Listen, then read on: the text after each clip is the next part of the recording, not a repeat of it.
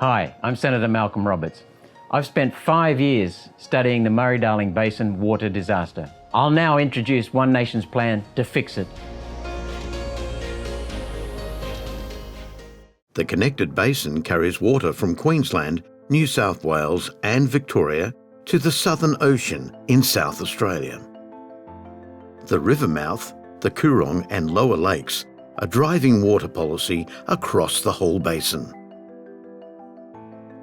At times the river mouth has been closed to the sea. The mouth was closed when Charles Sturt explored in 1830 and again during the drought of 1844. When the mouth is open, seawater mixes with fresh water to create an estuarine environment, providing for a once thriving fishing industry. During droughts, seawater was driven 250 kilometres up the Murray, threatening agriculture and drinking water. Locks have been built along the river to control seawater intrusion and to provide pumping points for local water supplies.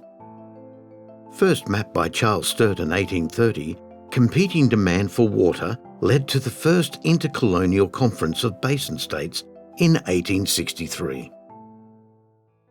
This conference introduced the concept of triple benefit for water use, agriculture, our communities and the environment. Environmental flows into the lower lakes are needed to stop acid soils in the lakes being exposed during a drought. This problem is partly man-made. From 1863 to 2011, South Australia drained an area known as the Southeast to create a rich farming area. Natural water flows into the Coorong and Lower Lakes were redirected with drains and channels to the Southern Ocean, causing extreme salination of the Coorong and Lower Lakes. Work has now started turning the drains back around. One Nation supports this project. As Australia has grown, major basin water storage has increased to 22,000 gigalitres. That's 22,000 million litres, producing $25 billion in food and fibre, supporting 2 million Australians. Recently, all basin states have demanded more water to support their growing populations. In response, in 2007, Malcolm Turnbull introduced changes to the Water Act.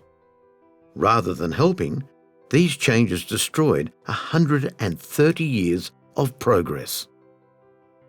Turnbull removed the link between water and the land, so anyone can buy and hold water without any intention of using it. These speculators hold water back until the price rises, then sell it at inflated prices to the highest bidder, largely corporate agriculture, which is often foreign-owned massive plantations of almonds, grapes and citrus, leaving Australian family farms with no affordable water and no future. Rural communities have been devastated. 38 of 40 Southern Basin communities have lost up to 60% of their full-time jobs. Turnbull also created the Commonwealth Environmental Water Office, which buys water from farmers unable to compete with the water market and redirects their water away from agriculture to the environment. The Commonwealth Environmental Water Office, as it is called, is watering state land with federal water, despite state governments also having their own environmental water. The result is real environmental damage to native forest and grasses. This is what I'm talking about. So the black behind me, this will make its way to the river eventually, and this is what's poisoning our waterways. Riverbanks are being eroded, sending water downstream that previously was used locally. Menindee Lakes, the Kakadu of the South, was drained in 2014 and 2017. 2,000 gigalitres of water wasted in a failed attempt to flush the Coorong and Lower Lakes, and opened the Murray mouth.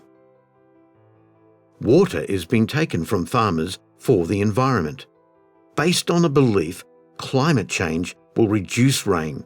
However, inflows into the basin have not reduced, and our recent drought was equal to others in the last 1,000 years. The drought is over. Our dams are full, with more rain coming. Surplus water is still being sent into the Southern Ocean. 2 sea flows are triple the 400 gigalitres necessary for river health.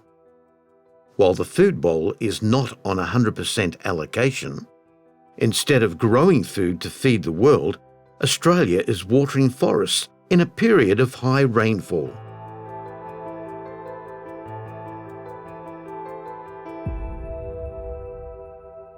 This makes no sense. The world needs our food now more than ever. The Turnbull Water Plan requires 2,750 gigalitres in water acquisitions.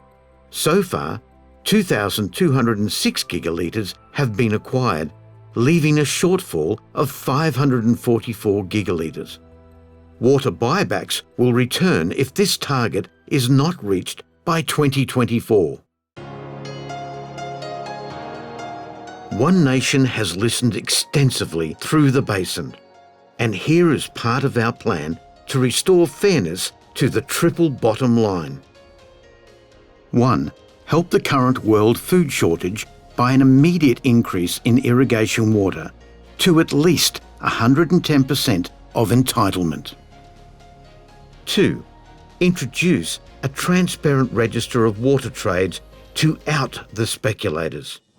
In 2021, One Nation's amendment to introduce a transparent register of water trades passed the Senate and was then voted down in the House by the ALP, Liberals and Nationals. 3. Save the Coorong wetland by returning the southeast natural water flow into the Coorong and lower lakes. 4.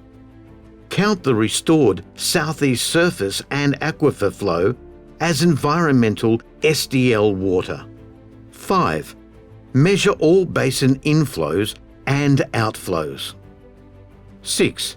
Ensure water takes, including the Northern Basin, comply with the plan. 7. Manage the lower lakes as fresh, except in the most severe drought. Modernise the barrage gates and build the missing Lock Zero to protect Adelaide's water supply from seawater intrusion. 8.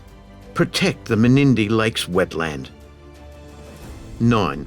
Shut down the failed Commonwealth Environmental Water Office and transfer environmental water back to the states.